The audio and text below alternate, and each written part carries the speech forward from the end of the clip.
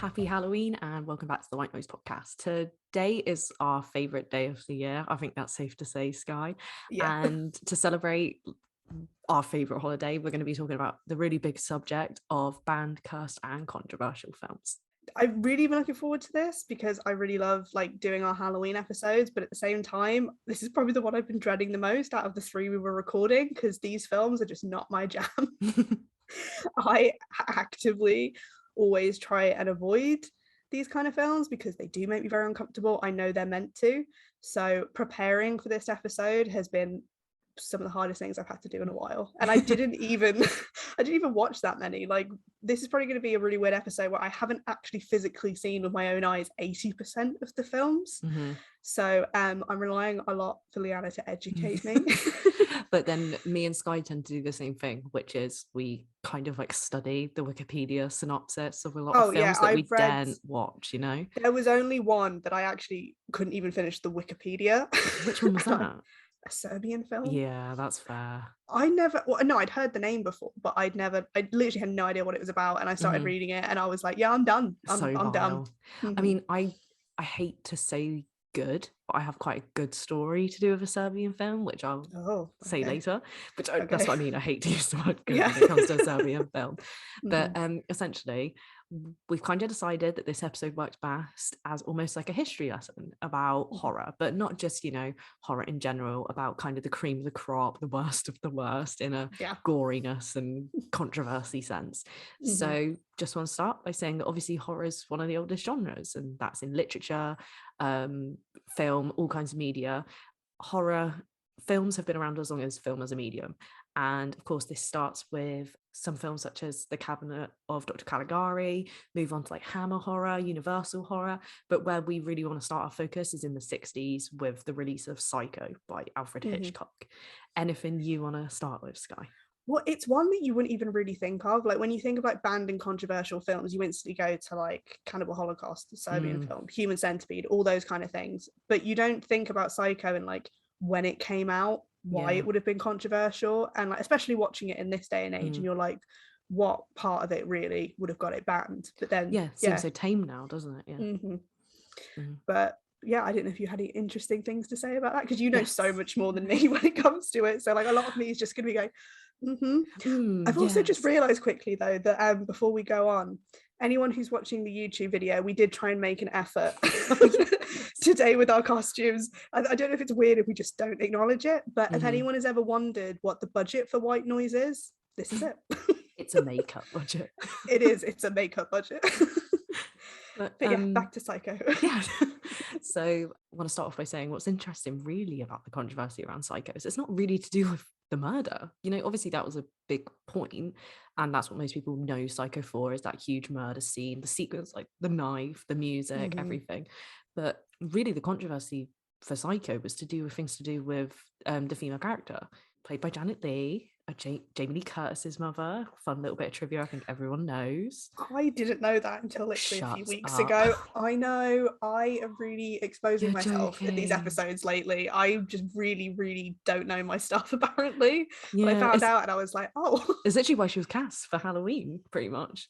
I see, I didn't know that. Yeah, they were it'll make headlines, all that jazz. So in Psycho, there were a few things which caused controversy. It was boundary pushing in so many ways, aside from being a horror film. So first thing to consider is that the film depicts a woman having an affair, an illicit relationship, all this, and having pleasure in it. It depicts a woman stealing money. It's the first ever depiction of a toilet being flushed. All these different things which made it controversial.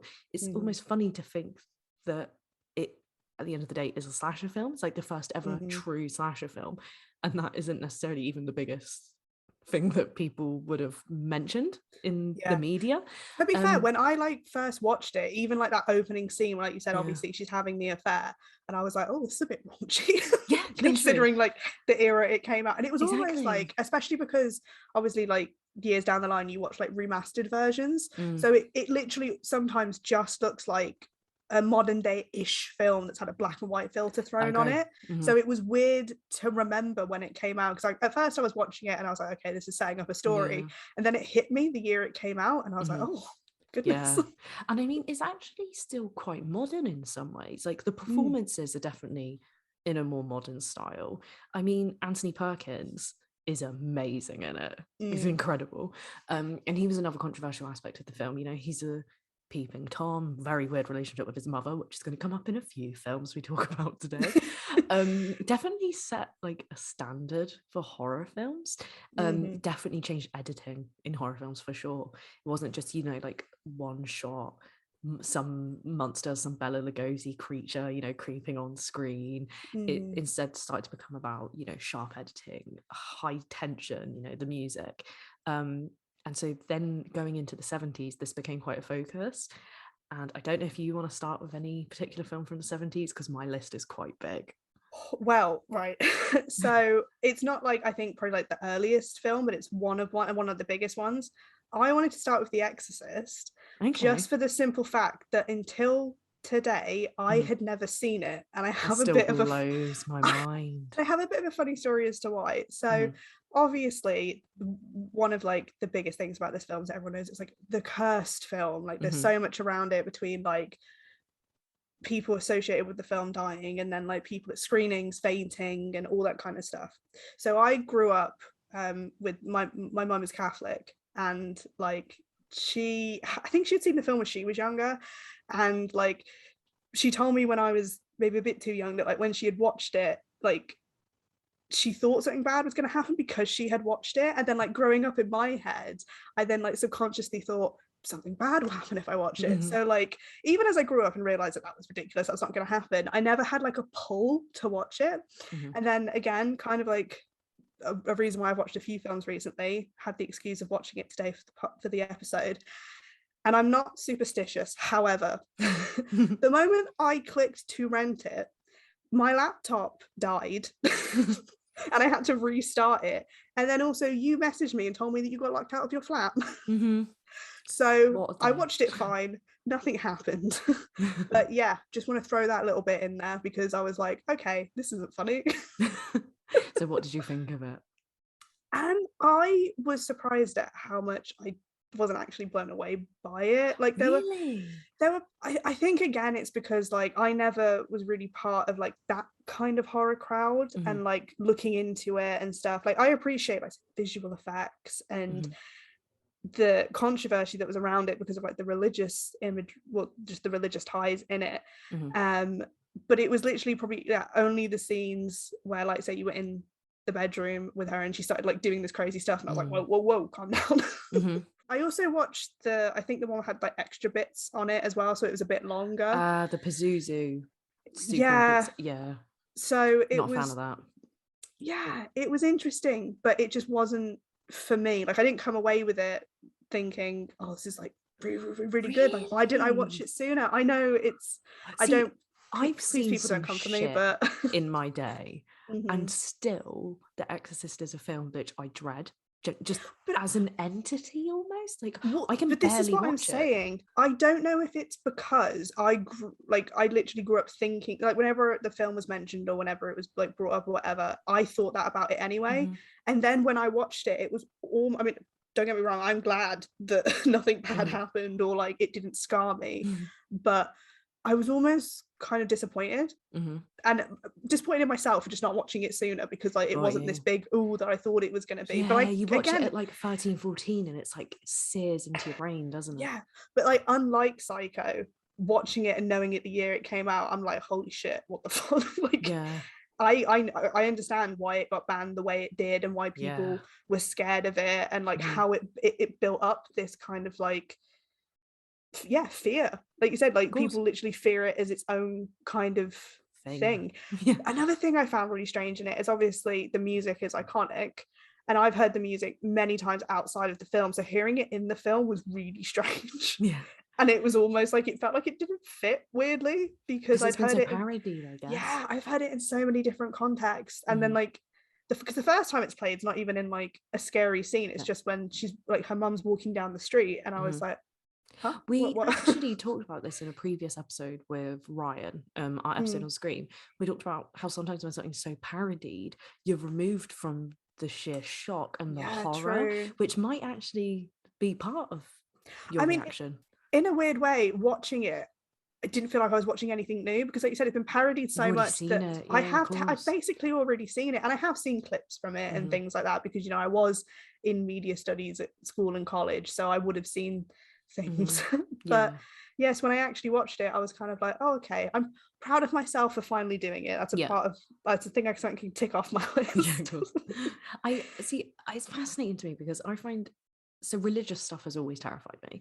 There is no one super religious in my family. There's no particular reason for me to find it scary. I just do. And I think part of it is fanaticism, so not necessarily the demons themselves, but what I find super terrifying in the film is like the doubt of faith. And I think that's what caused a lot of the hysteria in reaction to the film, not actually the portrayals of like possession and stuff, but the whole idea of like, is God real? Is the devil real? All these kind of things. I had a neighbor who lived across the road from me growing up, and I remember her telling me about the film because my mum was fuming that I'd watched it when I was young. She was telling the neighbor, because they got on quite well. She was like, I can't believe the girls, they watched The Exorcist way too young. And my neighbor came out with, oh, I saw that in the cinema when I was young, and people were throwing up like outside the cinema. People fainted, and I thought, shut up, that's ridiculous. But there are so many reports of it, and it makes you realize, like, oh my god, the stuff that we find horrifying today, they would never have stomached. Like, The Exorcist now is considered nothing. Yeah, I mean, to be fair, I even watching it and not being as like shocked by it as I thought I was going to be, I could see why, because to be fair, apart from even take away the religious connotations and all that kind of stuff, it was pretty gross. It's a pretty gross film. Yeah, so considering as well the medical aspects. Like, there's such a good part of the film which people don't actually talk about much.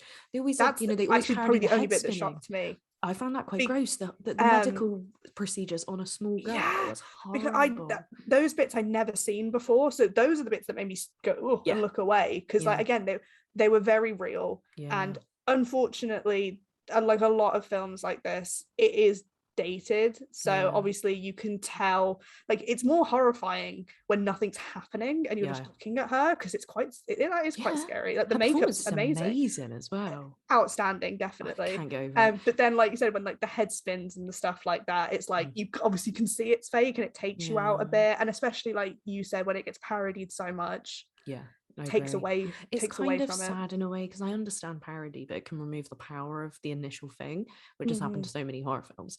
And it makes me sad because it's such an amazing film, and I love the fact that it's almost got this documentary feel to it, because the director came from a documentary background, and that's why the film feels quite like rooted in real life. You see like the day-to-day life of the mother and the daughter and stuff, and it's not filmed like a film.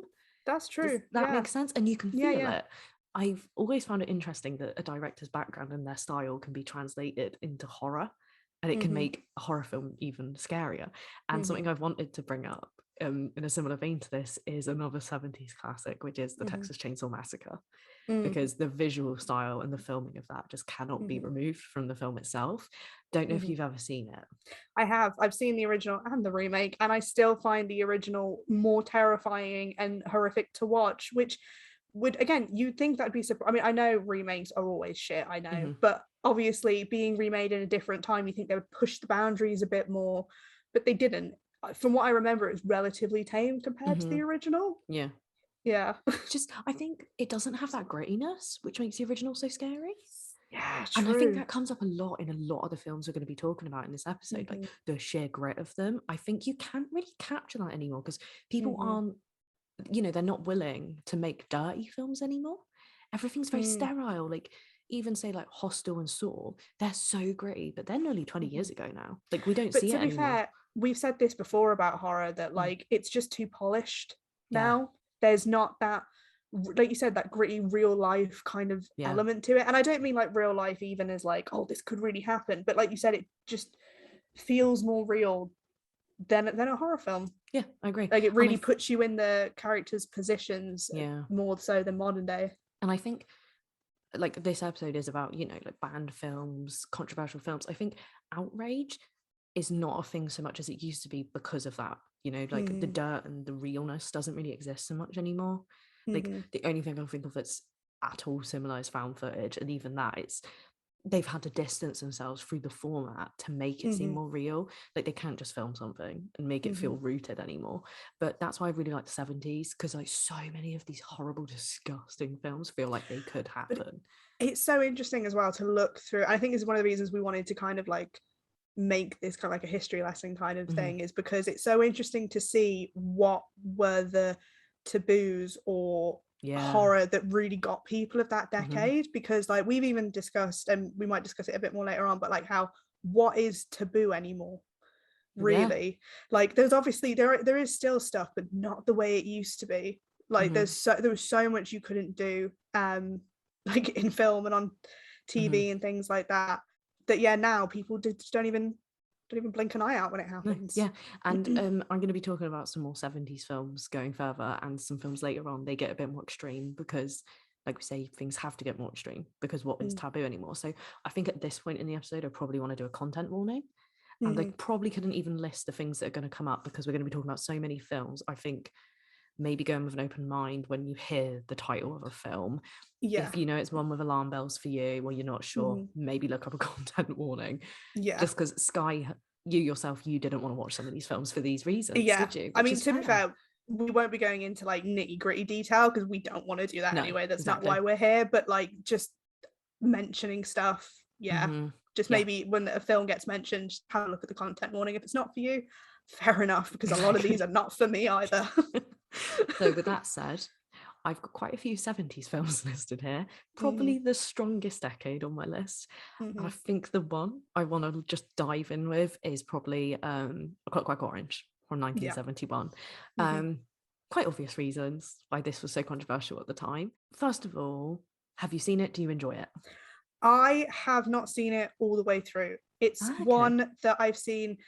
It's another one that I feel like I've probably seen it in its entirety in some way, apart from some scenes. And I'm sure people who have seen the film will know which scenes that I'm talking about, because I've either seen clips of it, or I think at one point it was just on TV one night and I started watching it, but it wasn't from the beginning.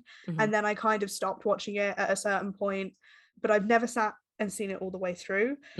I don't know if I ever will, because now I pretty much know the storyline of it, and it's not one of those I'm like, oh no, I could never watch it. But I just don't know if it's worth it for you, I guess. Pretty much at this point. Yeah, it makes sense. I mean, there's so much in that film which is so outrageous, and it's insane to think that it's toned down from the book. So there's a scene, I don't know if you've heard about, where oh god no, the Nasties. I could not do it. I mean, in the book there's a scene with where he sleeps with some girls. To put it lightly, the girls are not old enough in the book, and they aged them up a lot in the film, because how would they portray that, you know? Similar to what they did in Lolita, you know, they aged her up. That's another Stanley Kubrick film, had to age them up because it just didn't translate well. And it just shows me that sometimes things just don't translate to screen. You know, you get something like Psycho, which translates really well. You can turn it into like an amazing screenplay. Same with The Exorcist. Some things actually do work better, but something like A Clockwork Orange, I'm not entirely sure. They're two separate beasts, really. Something I find really interesting about Clockwork Orange is that it was pretty much a British production. You know, the lead actor is British. Stanley Kubrick isn't, but he's obsessed with England at the time. Completely British film, and it wasn't available in the UK because I was going to say, ironically, it's the one place people were like, no, thank you. But what's interesting is it wasn't actually like banned in the UK. Stanley Kubrick was receiving death threats towards him and his family, so he instead decided to remove it. So it couldn't be viewed, and it could only be watched in the UK about 30 years after it was initially released, 30 years after Stanley Kubrick passed away. Yeah, I'm pretty sure there even was like this whole thing about like it got to a point where like video stores were putting up signs saying we do not have a Clockwork Orange, because people were like looking for it. Well, of course, everyone was like, we were like, we don't have it. Also, I read somewhere that, because anyone, I guess, you know, Stanley Kubrick knows like the perfectionist he was with stuff. But I read that he was like so worried about people. Was it this one? I think I read that he was so worried about like people censoring it somehow in the cinema that every week that it was shown, they would be given a fresh reel. Yeah, pretty much. So like the thing is with A Clockwork Orange, like it features so many taboo topics which are like going to be more or less taboo in different regions of the world and in different countries. So you couldn't control it.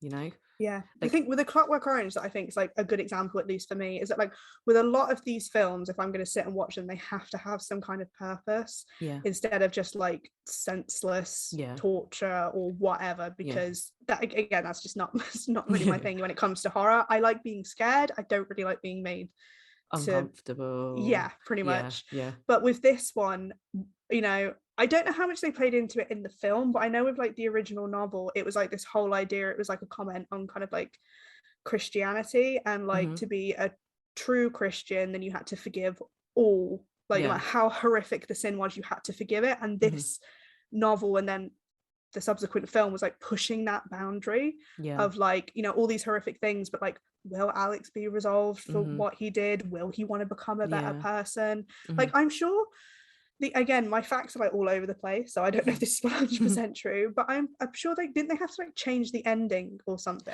Oh, okay. So Because the ending of the film is that Alex is cured, and then there's a dream where it's shown that he's still having disgusting fantasies. So in the original novel, so Stanley Kubrick never knew there was another ending. The American and British endings of the novel are actually different, which I think is crazy. And in the British ending, he does eventually recover. So it is, like you say, more like Christian focused to show that people can atone for their sins. But because Stanley Kubrick didn't know about this ending, he just made it like Alex is still fucked. And I actually think that works better. I know it's not the writer Anthony Burgess's initial, you know, idea, but I think it works. It's stronger and it changes the concept of the film. You know, it's no longer about Christianity and forgiveness. It's about like, can you truly change someone? And I mean, that's the idea of the name anyway, Clockwork Orange. Like, you know, something that seems juicy and fine on the outside, but inside it's like cold and mechanical. I mean, it goes back to the idea of like you just saying that like things translate differently from film than they do in books. So like that whole triumph of like good over evil is a very common thing, especially in horror, because like to get past censor bars, a lot of films had to do it because it was like you needed that resolve of like everything was okay at the Of end, course, everyone like the went into the Hays sunset. Code, Yeah, so it was interesting, like you said, to change that ending and then have it be no, he's still a bastard. Which is really interesting because I think the film would have been less controversial around the globe if he was rehabilitated in the end. Yeah, of I course. don't think it would have been banned in so many places, which is crazy because if anything, I think it's what's made the film so timeless now, you know. But I do think it's really like significant that in like the 60s to 70s, so many films started to see like a crisis of faith. Like, you know, the world's becoming less religious. That's when you get films like, you know, The Exorcist, A Clockwork Orange and such, and you start to get more films about just like the depravity of humanity. And with that, I want to lean into some which are pretty gross. Okay. I might check out for this bit. So Skye, you know John Waters, of course. We're both a fan of Crybaby. Are you familiar with Pink Flamingos? I'm familiar, have not seen. Okay, fair enough. I too have never seen. I only know clippings and talk of because it's just not something I'm sure I want to put myself through. So Pink Flamingos obviously features Divine, who was a really prominent drag queen in the 70s. Ursula, rumored to be based on Divine. The film is just about like depraved individuals, and it features stuff like scat, which is vile. And it's not the only film on this list that features that, so that's interesting. John Waters is a madman. That's the first thing I want to say. He's done some crazy stuff, but Pink Flamingo still stands out as like the number one depraved film he ever did, and it's like really early in his career. It's 1972, which really surprised me. For some reason, I always thought it was in the 80s. So to do that, like, just really only like 2-3 years out of the 60s is insane to me. Like, I just don't even think of it as that old because it's so boundary pushing. Like, like you look at the jump from like just going to get back to Psycho, like that being the boundary pushing of the 60s, and then you just go over another decade later, and it's like, oh. Exactly.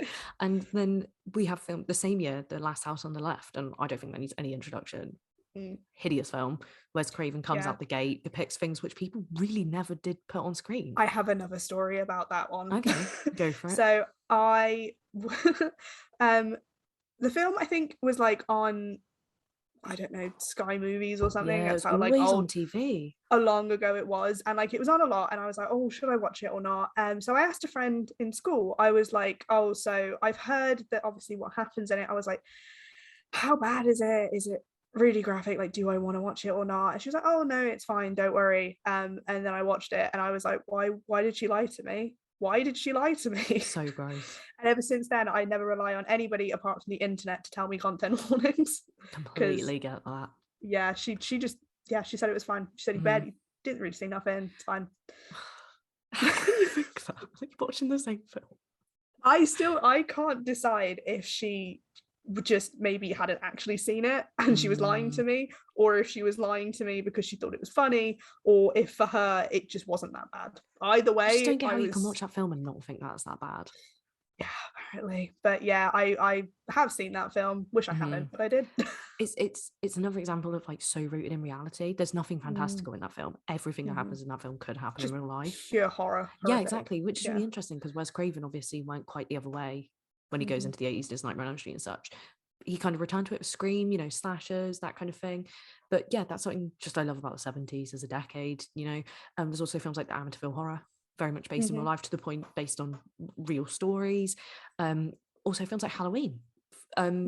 Not exactly the first slasher film. I mean, I mentioned Psycho. A lot of people argue that Black Christmas was the first like modern, genuine slasher film. Black Christmas was very controversial in and of itself, but doesn't seem to be as remembered as Halloween.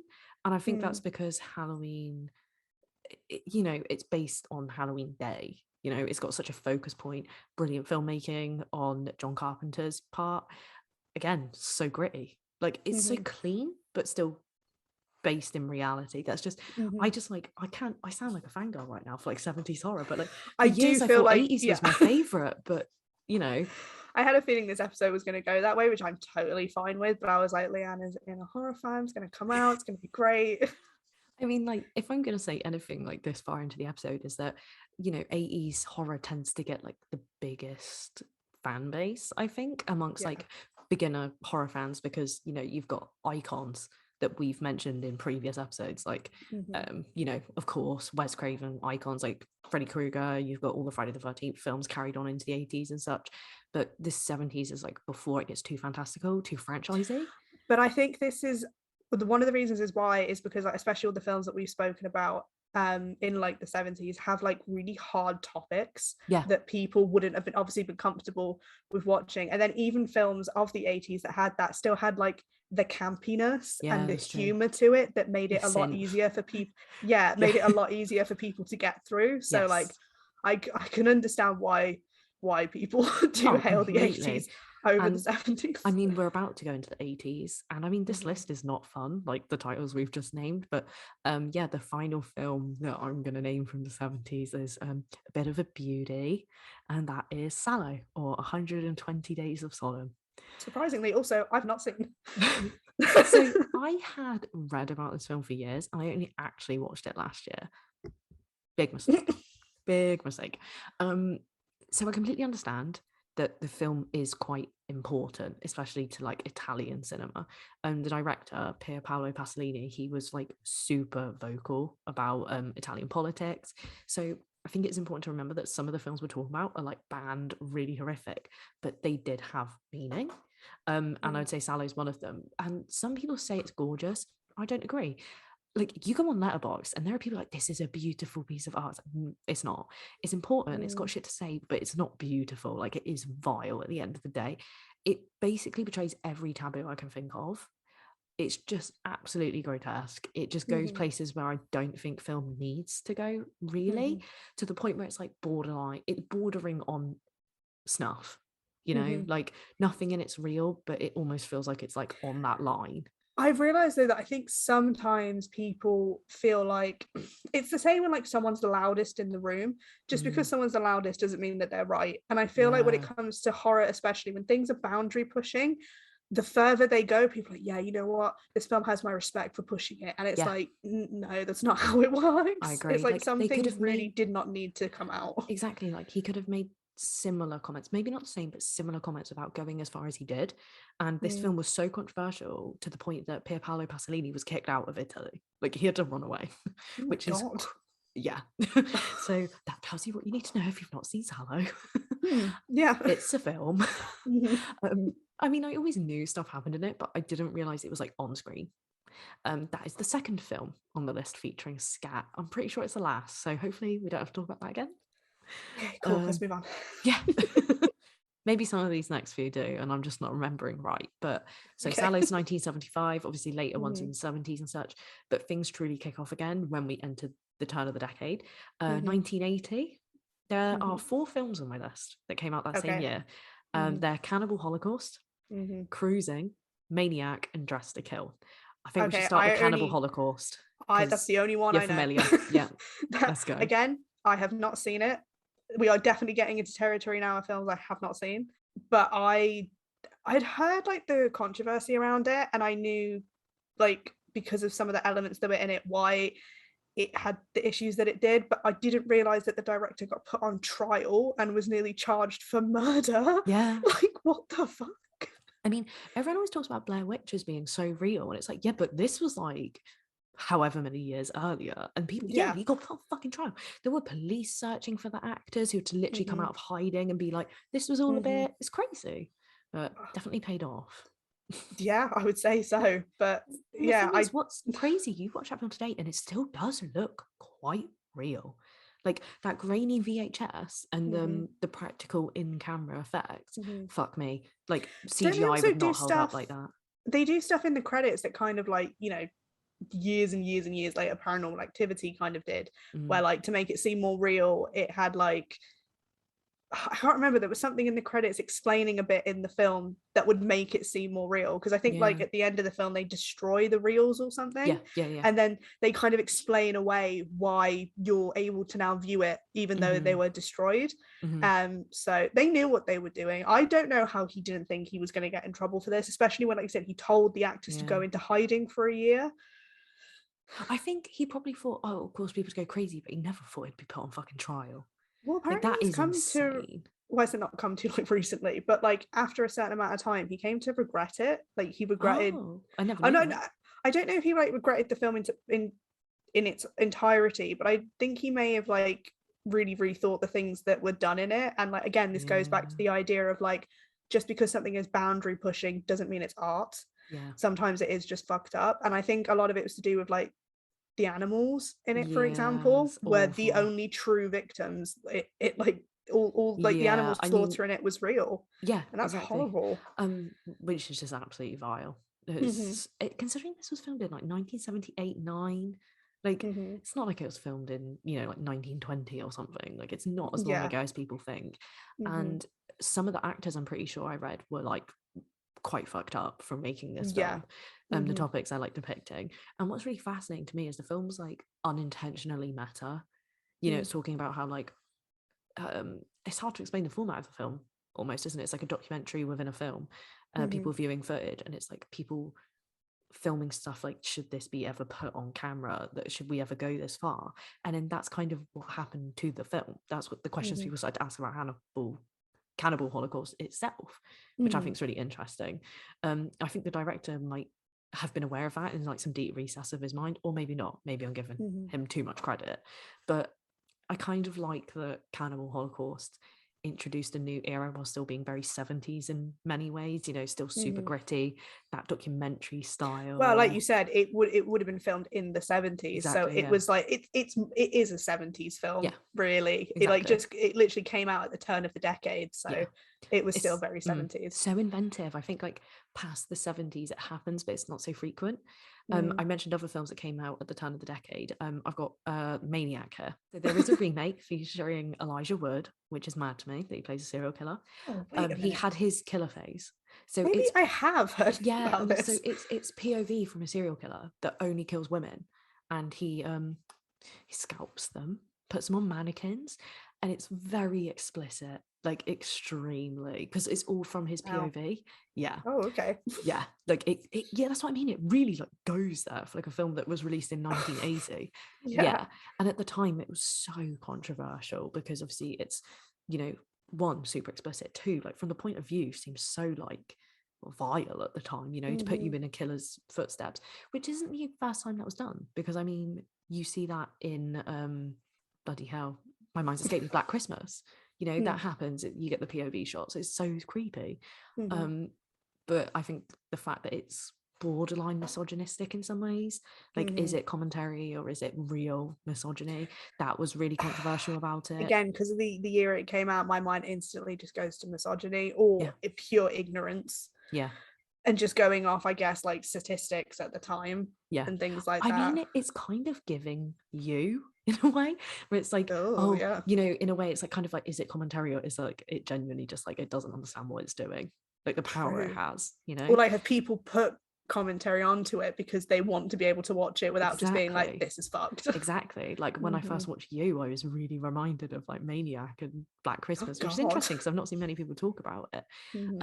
But two other films released in 1980 start to cover topics which weren't mentioned much beforehand. Dress to Kill is a film featuring Michael Caine, and there is arguably a lot of transphobia throughout the film.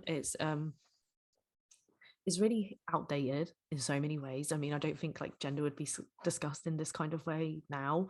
Films like Titanium all discuss gender in a bit more of a delicate way.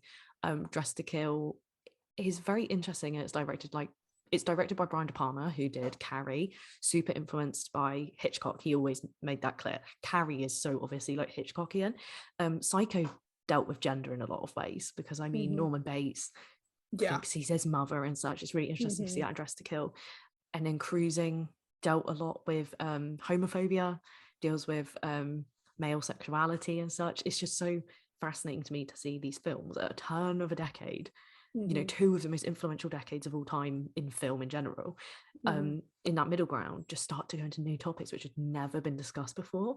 And that's obviously the point where the height of controversy happened around the horror genre, because going into the 80s, you kind of leave behind the sheer grit of the 70s, but people are more aware of the dangers of horror, and that's when you get the intense censorship and you get video nasties. And I'm not sure if you're too familiar with video nasties. I have heard the term before, but again, as I'm sure people can hear from now, I've not really explored this part of horror that much. So a film came out this year called Censor. I don't know if you've heard of it. Oh, I did. Prano Bailey Bond. Okay. So the film depicts a censor in 1980s England. Her job is to go through video nasties, decide which ones are going to come out, which aren't. And essentially that's based on a real thing that happened specifically in the UK. There was mass hysteria about all these films that were coming out with the boom of videotapes. Because it was easier to get your films out. You didn't have to go into cinemas and find a distributor necessarily. All these low budget, really gory films came out, which were called video nasties. And aside from video nasties, you just see a lot more horror come out in the 80s. It's just so much easier to do. And I love the low budget horror of the 80s so much. So to start with one of them, Evil Dead, a banger. And that was only 81. Another one that I didn't watch for, I mean, to be fair, I watched it a few years ago now, but I didn't watch it for a long time. I mean, now that I think about it, I probably watched it at like an age appropriate age, not like a lot younger, like a lot of people did. But another one that I found absolutely horrifying, and I probably still would today. Yeah, it really is. It's funny because I think a lot of people, when they talk about Evil Dead, they're talking about Evil Dead 2. Which is, if people haven't seen it, essentially a remake of the first film where Sam Raimi got to play with like the genre more, and it's where it becomes silly, isn't it? You know, Ash has his chainsaw hand, but the first Evil Dead film is so fucked in so many ways. What to did a point you find that like gross? To start. What didn't I find gross? I mean, I find, to be fair, just you mentioning earlier about like, I don't know why, and it's not even because, you know, so I did say grow up with, I wouldn't say like a religious mother. Like my mom is Catholic, but like, you know, she has her own connections to the faith, but that's the whole her story. So like it wasn't like religion was imposed on me or anything like that. It was quite the opposite. My mom was like really happy for me and my sister to both grow up believing what we chose and everything like that. And yet religious stuff still freaks me out in horror. It really does. Like I say religious motifs and body horror are the two things that without a doubt will just always get me. I think we share them, to be honest. Yeah. And I couldn't explain why. So like when it comes to like demons and possession and things like that, I'm just like nope. Get out. So something like The Evil Dead, which was just all about that, and then it was just I just remember watching it like with a friend at a sleepover. I don't think I said a word during all of it because I was like, what is this? I have to sleep after this. Did you enjoy it? I don't know, because when I watched it at the time, I wasn't like really into kind of like, and we're not even like analyzing films, but like just watching them as more than just for what they are. Got So you. like when I watched it the first time, I think I came away from it being like, that was fucked up. Now I'm gonna go move on with my life. Yeah.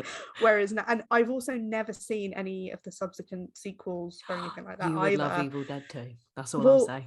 I just know that, like you said, it just changed a lot and it became like so iconic after the first film, which is Yeah. really strange. Yeah. But yeah. I mean, the first one is so bizarre in so many ways. Mhm. I mean, the filmmaking's really unique. Like, going through the woods, all that camera work's amazing. Like, the film was made so cheap. Pretty sure I've read Yeah. somewhere a lot of the blood is real because people genuinely got hurt, like making the film. Shit. Well, I yeah, mean, it's just to be fucking fair stuck though, in a cabin in the woods, you know? you want to pick a film that defied, like, not defied, but defined a genre. Yeah.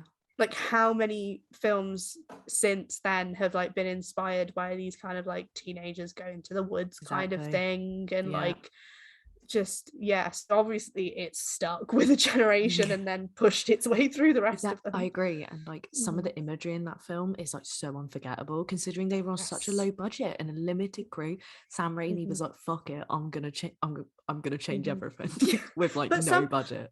Sometimes though, that's what really gets it, because like you said, it's the nitty gritty of it that like makes you really uncomfortable and actually scares you. Whereas now it's just like everybody has the budget for everything, so they do everything they want to do, and they're not kind of like forced to think, fuck, right, I really they don't have to be so innovative. They're just like, it's there, it pretty much, I'm not saying it always goes to plan, but like I can imagine a lot of the times now it comes out the way that they wanted it to.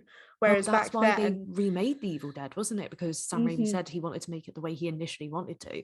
Yeah. But I don't know if you've seen the remake. A lot of people love it. I love it. I don't think so. Its own film, not as a remake. It's very CGI heavy, or well, I thought it was. It looked CGI. Apparently, a lot of it was practical effects.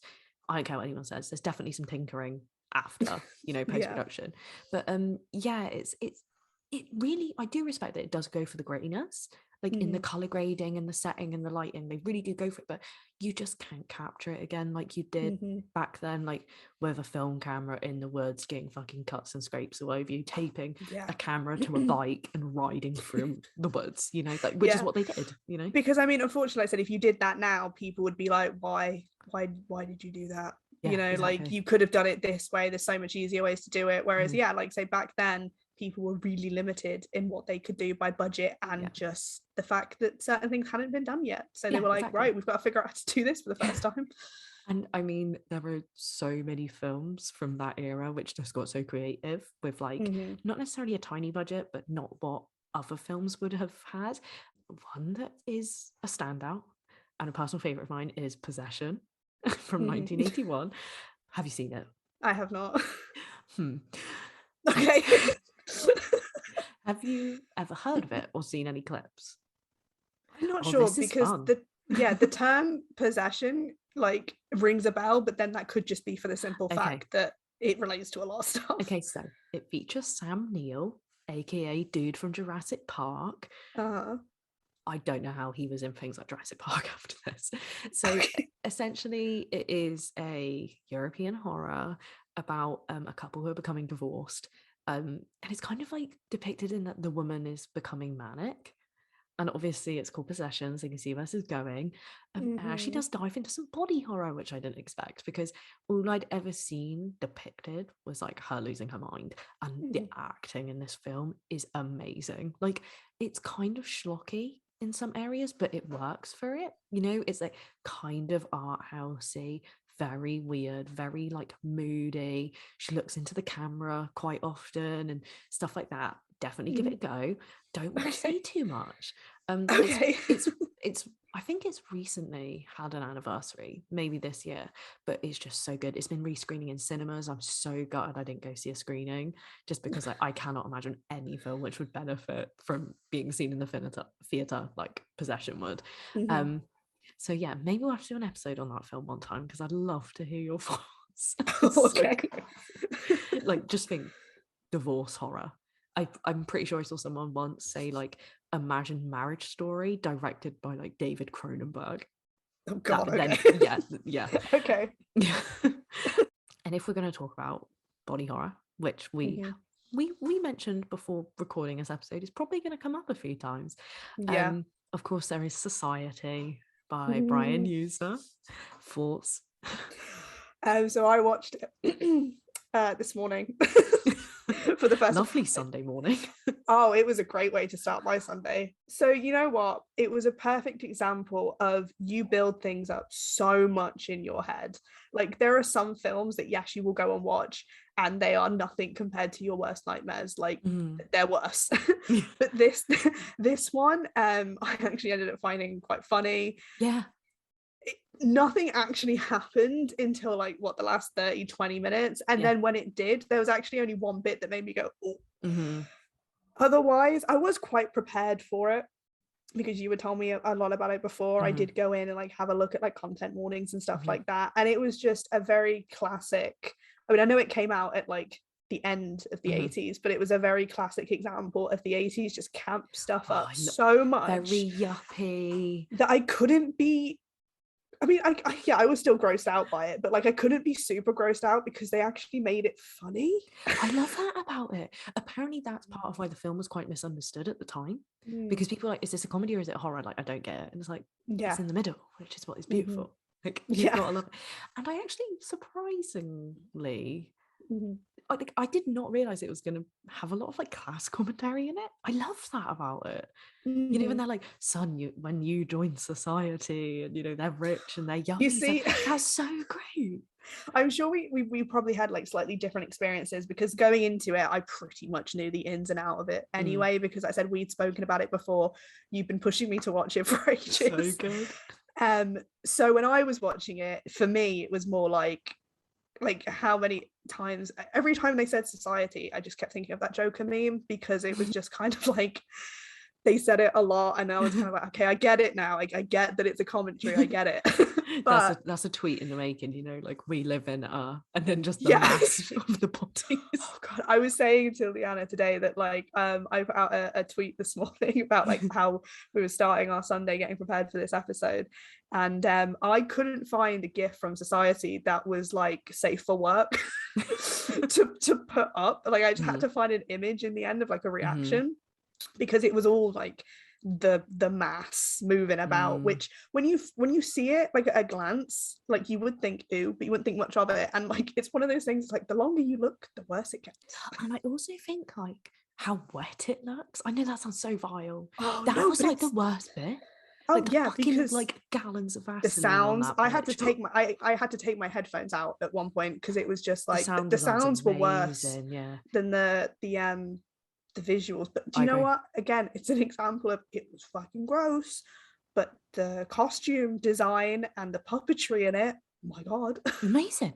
It was done well. Genuinely didn't expect it to be so well made, because I knew it was kind of shit. Like I'd heard it was a bit crap, so I was expecting genuinely crap, not I was expecting it the other way. I was expecting like good acting, crap visuals and makeup, because usually when it comes to horror that tends to be what happens, and it was the complete other way. But I think the bad acting I loved anyway. Like it was genius. Oh yeah, hugely bad. Like to me it was kind of like I didn't get the impression that any of them were trying. I feel like they knew what they were doing. Like even with like the parents, the way they acted, and it was like, am I at any point meant to believe these people are normal? Do you know because I do not. It was giving Heathers in some ways. You know, like the townspeople. Yeah, it really did. Yeah, it's like Heathers if it lent more into horror. You know, and to be honest, like not even the actual visuals, sometimes like the ideas in the film are more gross than the actual things you're seeing. So like the idea of incest are disgusting, which like, again is important, because obviously in the higher class that has been a thing for years. You know, there's a lot in it. Like it's one of those films that like probably have to watch it twice to appreciate, like, because you need to get over the fact that it is funny and it is gross. Yeah. And then watching it again and like picking up more on the class commentary of it, because like it is blatant, it's not like it's subtle. But there's certain points you probably missed, because if you went into it like I did and you were literally just sat waiting for it to happen, and I tell you what, they did it right, waiting right up until the end to just fucking let the show begin, because it was like, my God, going into that film blind.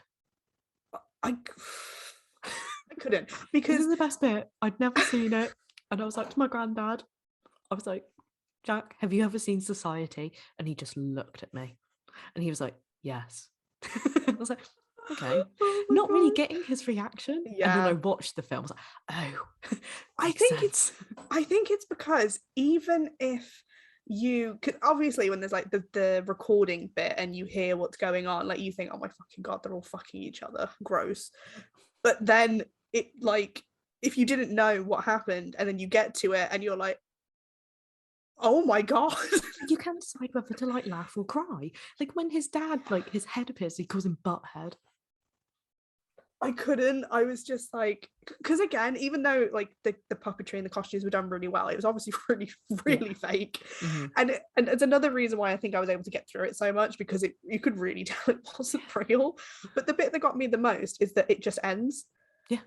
They run out the house and then that's it. And I was just sat there thinking, like, that's it.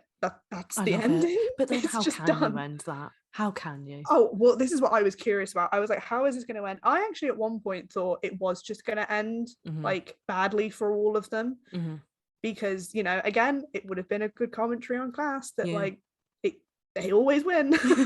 There's never any consequences. Not to always come back to it, but it gave me similar vibes to Rocky Horror, and it just ends out of nowhere. I mean, you're just pummeling all this shit at people, which is really taboo, which, you know, a lot of Rocky Horror was. It's like, fuck me, like, you know.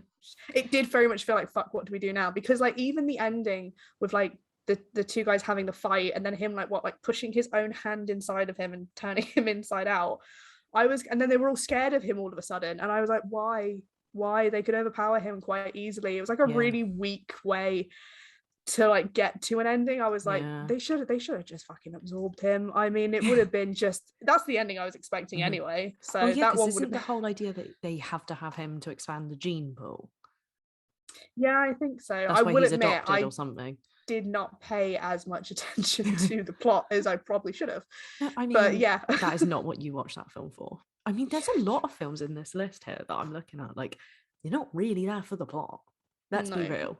You know, well, most of them aren't. But like I said to you, I'm the kind of person that I need them to have a plot or a point for me to follow, because otherwise I just can't do it. So this one was like a good example of something that was gross and hard to watch, but I could do it because they made it a bit funny. It had a point to it. It also came out in the 80s, so it like wasn't as bad as it could have been. So yeah, Society is probably the only one that gets my thumbs up.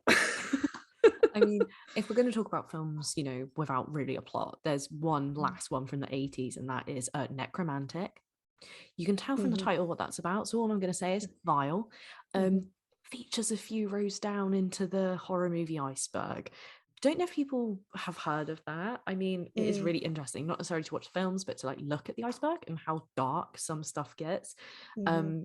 And also make you realize what you really haven't explored. Like, exactly. I always knew I had never gone below the water, but like when we looked at it together one time, and I think you'd only gone down to like 2 or 3, and then I thought some like of the stuff I'd seen was fucked. That's what I mean. That surprised me. I was like, oh my God, there's more. Level 1 is like a film I will talk about in a second. Is like Michael Haneke's Funny Games, what else, like Audition and such, like films which are like pretty rough, all things considered. Vile. The 80s just got progressively worse, let's put it like that. And then while we were making notes, we kind of realized a decade that didn't have much was the 90s. Obviously there are things we've probably missed a few. If anything, let us know, because I feel like that's definitely a spot in my knowledge. A thought that occurred to me, I mean, I could be totally wrong, but what year did Hellraiser come out? Late 80s. Was it? Oh, okay, because I think I'm pretty sure like maybe the second one came out in like the 90s. Well, Hellraiser is a good one to bring up, actually. You know, that itself was really controversial. You know, it's you know, depictions of like sadomasochism and there's definitely like queer vibes to it. It's not Oh, explicit, but yeah, it's there, isn't it? definitely. Yeah, it's Yeah. beloved by the LGBT community. Mhm. And then you would think naturally that would progress into the 90s, but actually, I guess with like Reagan coming into power in the 80s and him getting more control and the US becoming a bit more conservative, yeah, the 90s kind of goes backwards until later in the decade. One of the only things I can think of that really stands out is mid 90s, and it stands out because it's in smack bang in the middle of the decade, and that is Oliver Stone's Natural Born Killers. Very interesting film. Which again is weird because I wouldn't have put it on this list, which is strange. I don't know. Like now that I think about it, yes, obviously, but like when I watched it, it was one of those films that I watched and I was like, I don't know. I didn't think, oh my God, this must have infuriated people but then or like I think anything it's like because that. the film's fun, which sounds bad to say, and because it's such a technical feat, you're not actually necessarily thinking about the content because True. the film was filmed on a bunch of different formats, a bunch of different cameras, and edited together to look manic. And like every single time I watch that film, I'm like, this is amazing. Like going from like 35mm to 16mm, different aspect ratios, black and white to color. Like I'm so focused on that and how fun it feels that you're not thinking about what they're doing. And obviously that was the point, you know, and that's what was dangerous about the film. I still love it. I know that's bad. I love what that film. controversy or like censorship surrounded that film then? Because I'm curious. Like, well, the girl runs away from home because of her dad. oh no, I know And what obviously the happened to him? stuff that was in it, but I mean like kind of the backlash it got from audiences is what I was curious It about. is incredibly violent if you go and watch it back. Seriously, Yeah, it's true. easy to forget, but you go back and it is rough. Also, couple serial killers. I mean, Bonnie and Clyde decades back was a huge big deal at the time, and then they do it again in the 90s. And also in the 90s, a lot of coverage of real world shootings were picking up speed. Yeah, true. You know, That's 24-hour a good news point. cycle, which they really talk about a lot in the film. You know, you see a lot of news coverage and such. You know, you're starting to get people talk a lot about films by people like Quentin Tarantino, needless violence. I'd say that's kind of what happened in the 90s. You know, that like 80s is horror, whereas 90s becomes more like action and thriller. I guess, do you know what? That's probably why I didn't really think about it, because like I said, when I think about it in the same kind of league as, like you said, Quentin Tarantino films. And like, despite the fact that I know those films got backlash and controversy, that was like their rise to fame was because of all of that it got. Whereas like previously, films that got this kind of backlash and controversy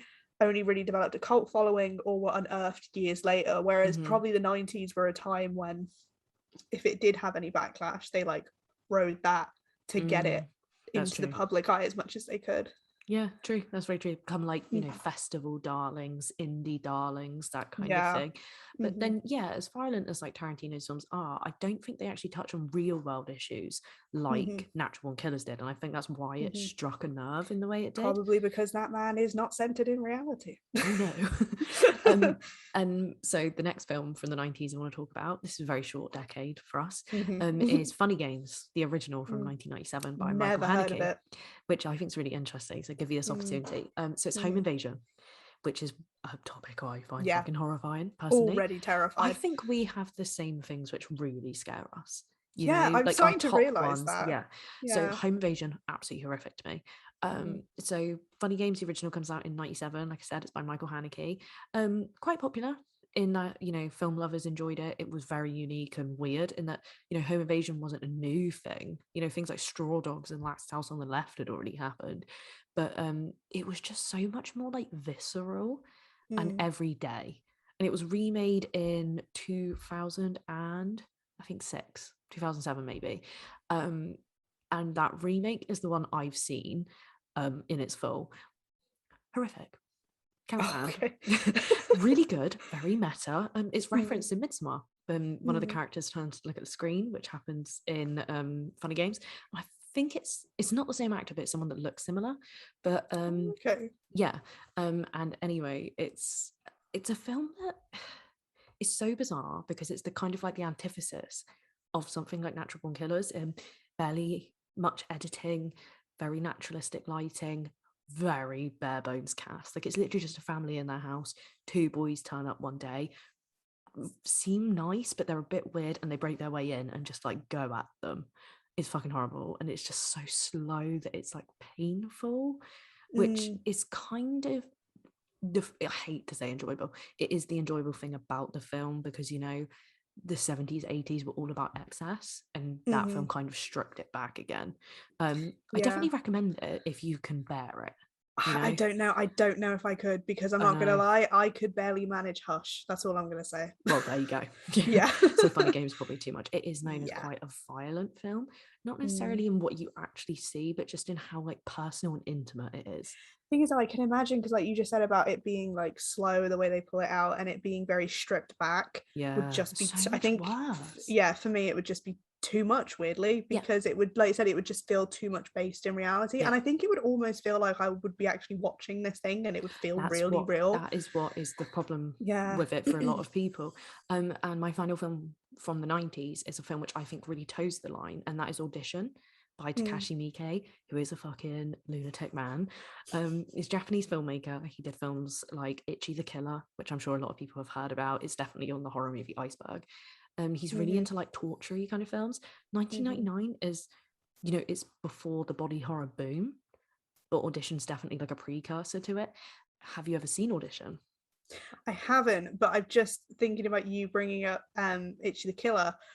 You are a terrible person, because you made me watch that sleepover, and you just casually put it on like it was nothing, and like everybody was like chatting and just like kind of half watching the film, and I was just there like horrified, absolutely horrified. But now I haven't seen Audition, and it really makes me think just on that point, something we did want to bring up briefly in this episode is like something we've talked about a lot, and that is like resensitization, because like Skye mentioned, I put that shit on at a sleepover. Now I can barely fucking watch the things I watched really easy at 14, which is upsetting.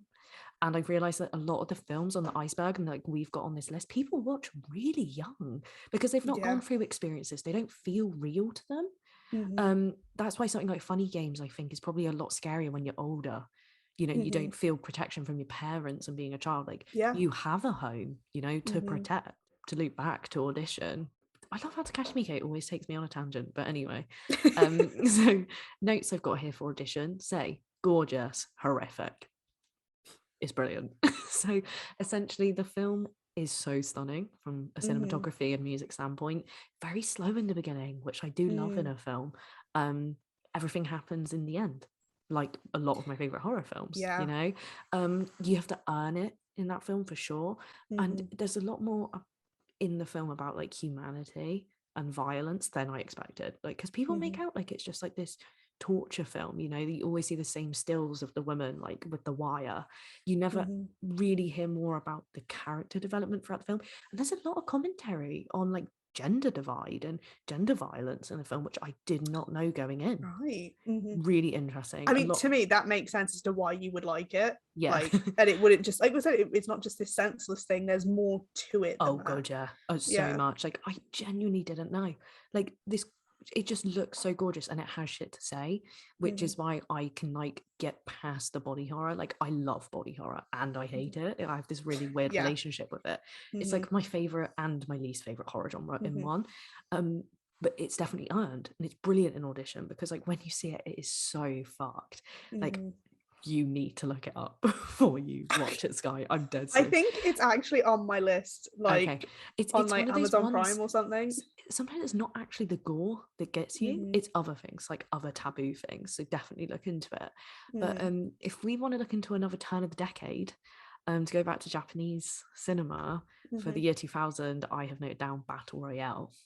Of course, a banger. But then another one that stupidly, and it's interesting that you bring up the whole idea of desensitizing now, because like again, when I think of these kind of films, it is not one that comes to mind. No. But of course it is. But then it's probably because I watched it so young that I didn't really take it in. But then watching it now, I'm like, oh Lord. Another thing I want to know is as teenagers we were sold the Hunger Games. Which is such a similar concept. That was so to teenagers. Do you know what though? My mum came into my room one day and me and my sister were watching the Hunger Games, and I can't think how old my sister was. Like the first one had just come out on DVD. So what year would that have been? I don't know. We must have. Well, I definitely went to see it in the cinema. So I was definitely like 13, 14 at least. Right. So my sister would have been, was like 10, 11. 10? She would have been younger. if we were like 13, she would have been like 8, maybe. Ooh. Anyway, she would have been under 10. Yeah. And anyway, we were watching it. My mom came in and got so mad because she was like, well, actually, I can't remember if she got like super mad or she just kind of came in and turned it off and then was kind of like, she can't watch that. She's not allowed to watch that. And I just didn't think about it because because it's sold to kids and teenagers. Yeah, it really is. But I just had that as a vivid memory. And then like thinking about like, but then obviously I wouldn't have shown a battle royale. But then in essence, apart from that, battle royale is obviously like a lot more graphic. Yeah, it is the same thing. It is kids fighting each other. I think what's funny is because if it's not shown to you on the screen, people just don't even think of it as the same content. So that's what was really clever about battle royale. They managed to get like a 12 rating because they don't actually show any blood. They show people going at hammers, but they don't actually show the body getting hit, which I think is genius. I remember like reading about that in like Empire magazine when the film was coming out. I was like, bro, that's crazy. Like, editing wasn't even a concept to me at that point, you know, like I was like 12 and I was like, this is insane. But in Battle Royale, they don't do that. You literally have a guy holding a megaphone to a girl squirming on the ground, crying in pain, and him shooting her with like Uzi or some shit. Like, Battle Royale does not care. But then I feel like as much as people are like, bro, like the Hunger Games is crazy, it's so much to say about capitalism, it's like Battle Royale did that way before. I don't want to be that person to be like, OMG, it did it first. There were other things before Battle Royale which did the same thing, but Battle Royale just didn't hold back. It didn't just want to be for teenagers. It's like talking to everyone. But I guess that's why, like you say, it was so interesting to market something to do with like capitalism and class at teenagers. That was awful. Very strange. Like now that like I've gotten older and I think about it, and like, yeah, not to like gatekeep or like shit on the Hunger Games or anything like that, but it's a concept that's just severely missed, and it's very much wasted on the age group that it was aimed at. It's just so funny to me because all these people are like, oh, but it taught like teenagers to think about things. No, it didn't. There's like people on TikTok now who are like 24 and they're like, oh my god, we were like reading about class commentary when we were 12, and I'm like, oh my god. Like clearly it is aimed too young, you know, like older readers that read younger, you know, a lot of older people do read YA, they would have got it, but the people it's directly being sold to, they're not going to truly get that. You know? Especially when like the main plot point of it was a romance as well. Like that was really was the bit gross that was marketed. Looking back on it. Yeah, but again, it's because of the age group it was targeted at. And I mean, but again, this is when you get like, and I'm not like crapping on YA or like certain age writing YA, but this is also what you get when adults write to teenagers. They're writing about experiences that they have like experienced through their lives, teenagers have yet to experience, but then trying to relate it in a way that teenagers understand. But the thing is that teenagers don't care. No, they don't. I mean, we didn't. So I mean Battle Royale features like teen romance, but it does it in a way to make the events more gut-wrenching. It's not the focus, you know, it's which a I subplot. think is really interesting. Exactly. Whereas weirdly in the Hunger Games, the capitalism is the subplot, which is strange. What I find really interesting as well is that like in Battle Royale, the characters already all know each other, which is so much more gut-wrenching. Like to be killing your classmates that you know since you were kids, that's so much worse than being chucked in with other kids. But like, what do I know? I've never been in that position. But I don't know, there's just something so brutal about Battle Royale. We talked about resensitization already.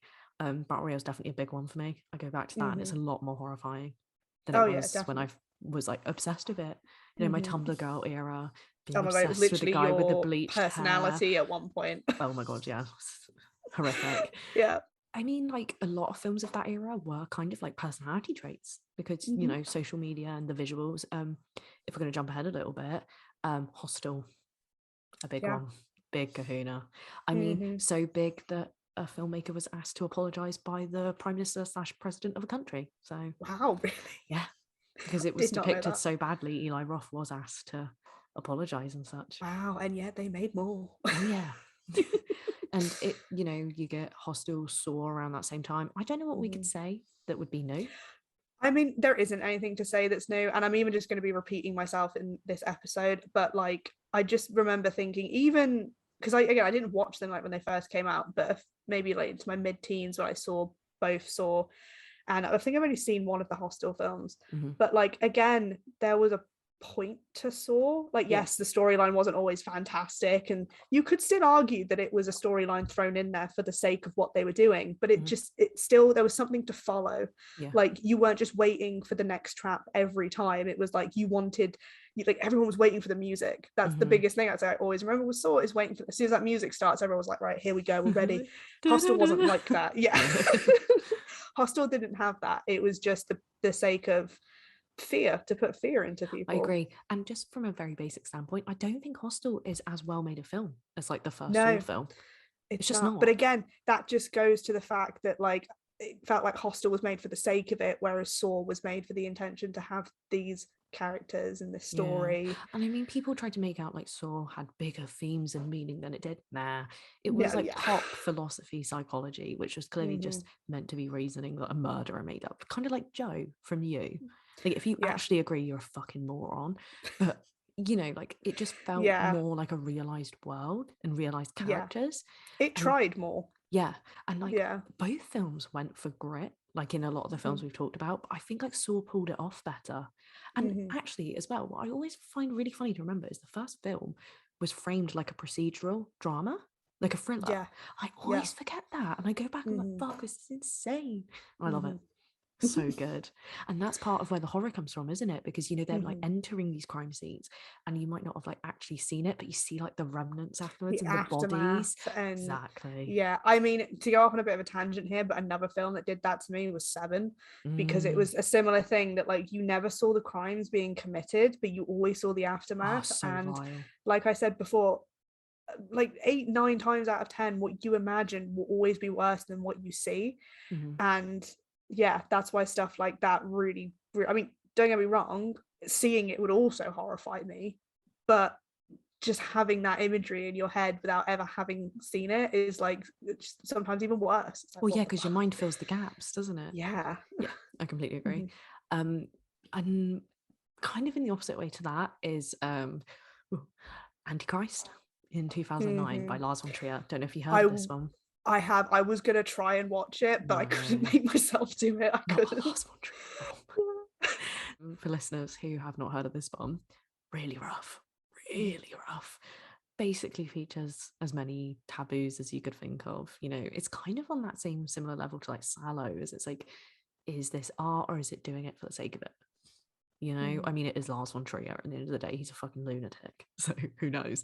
But that film was very controversial in the way that it divides people. Like I say, similar to Sallow, some people do think it is this like gorgeous film about grief and parenthood and sexuality and like romanticize it. But like, in my opinion, no, not at all. I mean, even though you've just heard of it, what would you think? We'll put it this way, I tried to watch it. and I couldn't. I didn't even get as far as like even searching for it, because I know what's in it. It's another one where I like read the synopsis of it to prepare myself as best I could, and I was like, you know what, I don't need to go through my life having watched that. I'm cool. I'll move on. It's one of them. And one that was released a year after is a Serbian film. Vile. Didn't even finish the synopsis. Have you seen it then? Yeah. And I have watched it. Well, so basically, this was 2010. It hadn't been out that long. Shocked me the year it came out. I can't lie. I don't know why it did, but it shocked me knowing what year it came out. Yeah. So we had a friend in school. All I'm gonna put there. He used to watch some crazy stuff. He told me to watch it, and I watched all sorts of things at the time. And as young as I was, and having kind of gotten into this mindset, like I can handle anything, I kind of just did it. Horrific. I basically watched it looking away the whole time. So can I really say I watched the film? But vile. No need for that ever to be made. Oh God, I have a very interesting story, like I mentioned though. So in university, we were talking about like crazy films, and I mentioned it. And my housemate, he was like, nah, it can't be as bad as you say, you're full of crap. And remember, at this point, we're like 19, 20. So things probably hit a bit more, you know? And he was like, fuck you, it can't be that bad, And he went upstairs. I thought he's just off to do his own thing. Like, we just had a disagreement. He literally came downstairs, like 2 hours later, he'd watched it. And he was like, Lyanna, what the fuck? And I was like, I did not tell you to watch it. And he was like, Yeah. he was quite, horrified, understandably. And I've never felt so bad in my life. I wish I'd never even said the film's name.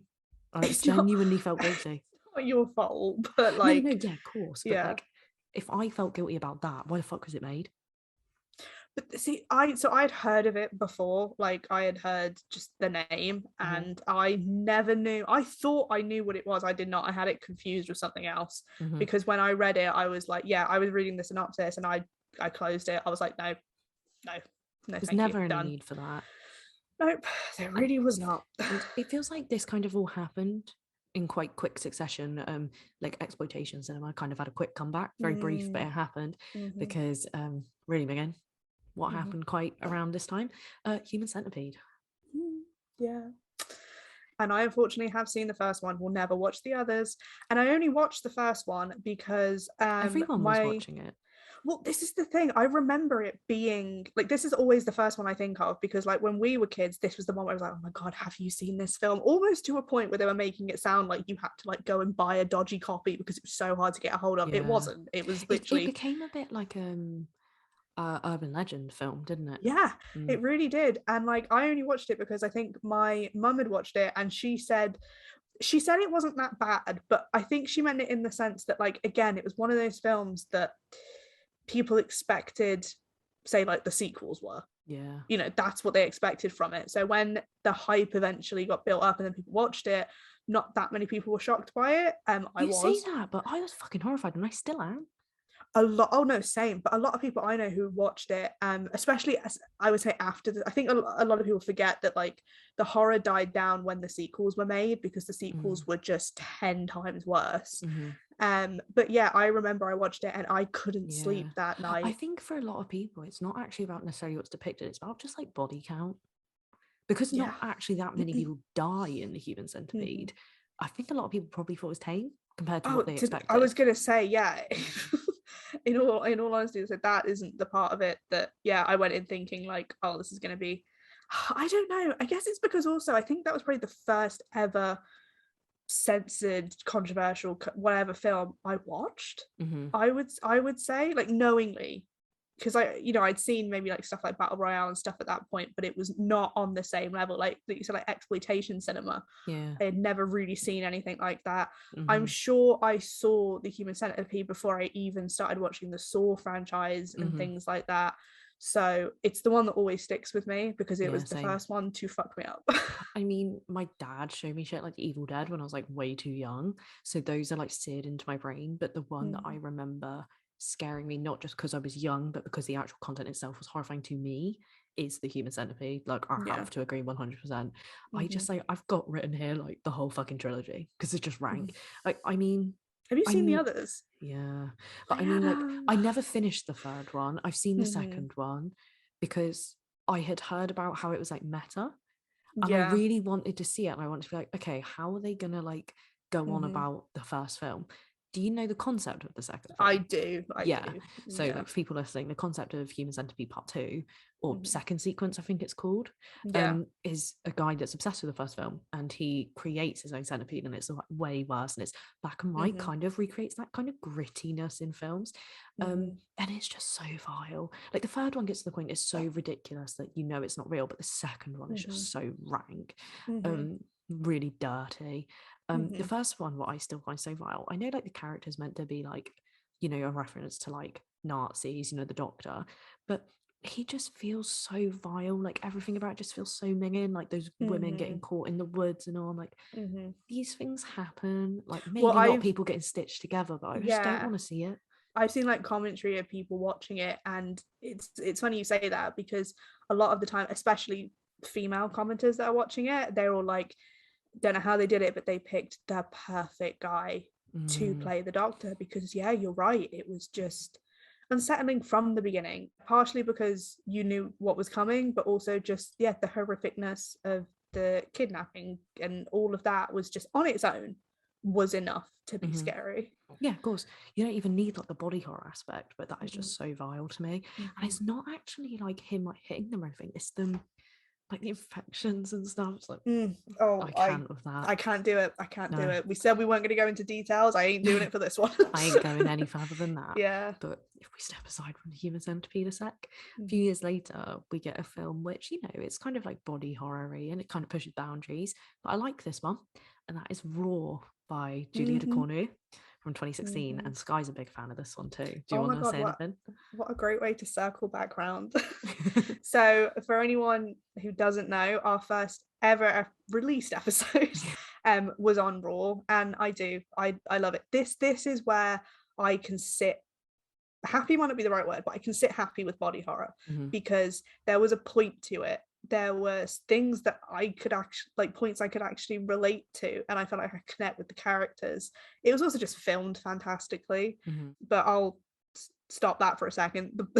The plot of Raw, for anyone who doesn't know, is basically it's about a girl who is vegetarian from birth. She goes to university. In a hazing, she is forced to eat a rabbit's kidney and subsequently develops cannibalism. Yeah. But it's great. It's almost like framed as like a coming of age horror.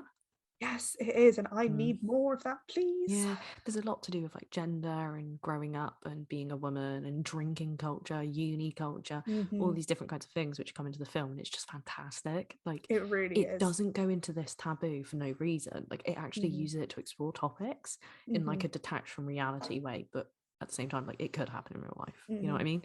But like some of the true horrors from that film come from not the body horror. Like when she's being filmed at the party, like that's happened to so many people. Embarrassing. The real life filming horror, when you're drunk. Yeah. So the vulnerability, the exposure, the breakdown of relationships, the family relationships. Exactly. It's just, it's so good, and like it's not even difficult to watch, which I think is a good thing for it. Like, yes, there are points in it. I mean, I would say for any comparison to a lot of stuff we've spoken about today, like there's not parts of it that so again, look at content warnings, but depending on what gets you, I don't think there's anything in it that's gonna like cause you to not sleep for a week, you know, because there is so much focus on the points that the body horror is trying to make and why it's in there. And also the only thing that you'll be thinking about for weeks on end is the fucking ending, because it is amazing. One of the best ending to a horror I've seen in a long time. I agree. I think something I really enjoy about Raw is, as horrible as it is, it never, as far as I know, it never got like widespread banned, because at the end of the day it's not in a distasteful manner. You know, yes, it was controversial, and like there were like rumors of like people fainting at screenings. I don't know if that's just people trying to, you know, like gas it up, but yeah, it was never considered just like this like ridiculous thing that was made for the sake of being made. Like, it had meaning to it. And what I love is Julia Ducournau as a filmmaker, like her films have meaning.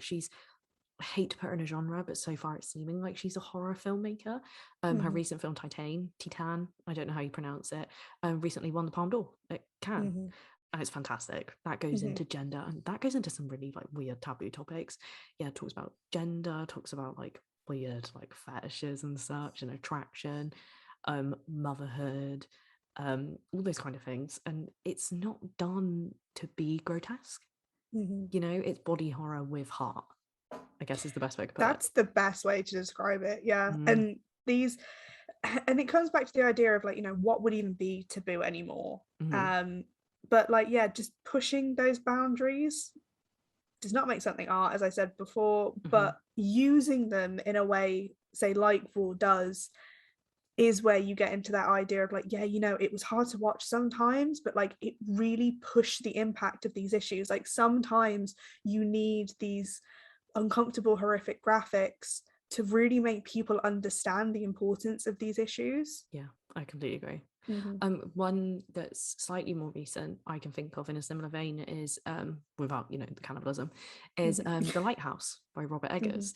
Goes into some like really homoerotic territory, which was considered controversial by a lot of people because, you know, it's not tender, it's not romantic, it's creepy and vile in some circumstances. A lot of it's suggested, it's not explicit. Definitely goes into like relationships between men. Just like, I don't even know how to explain like The Lighthouse without someone having seen it. It's all like masculine theme and visuals and such. you couldn't just like say this is what the Lighthouse is about. And I think that's something I've been enjoying about like more recent films. So you say like Raw, you can give that brief synopsis, but like, does anything else really happen? No. Yeah, it's just one of those films where you're like, just trust me, just watch it. Exactly. And I think I really like that this is where like some newer horror filmmakers are heading. You know, where like they're making these films which are like quite controversial. Maybe things aren't getting like banned outright like they used to be. People are becoming more open to like the craziness of horror, but it means people just getting more creative. So they're diving more into like theme and subject rather than like actual visual violence. I don't know. I'm excited to see what comes in the future. Yeah, this is definitely more what I want to see. Like, let's leave all the other stuff in the past. Thank you. Let's not revisit it. Let's lock it in a bolt very tight. A vault. No more sallows. Yeah, no, please no. Like, I won't watch them, but I'll have to hear about them, and knowing they're in the world's enough sometimes. Exactly. I mean, you don't have to show things. I'm gonna need make something impactful. Yeah, I'm gonna need a good detox after this weekend with the things I have watched, and I didn't even watch stuff that was that bad. I'm just fragile. And on that note, I think we're up to the present day. Yeah, I don't think there's much more to say. I mean, we're gonna have forgotten about a million. Let's be real, and I'm sure people are gonna remind us and let us know if you can think of any we've not mentioned. Please let us know on social media. Please comment and such, because as much as some films are vile, I do love reading about them, even if I don't want to watch them. And Skye's the same. Like to fill out my knowledge of film, especially horror history.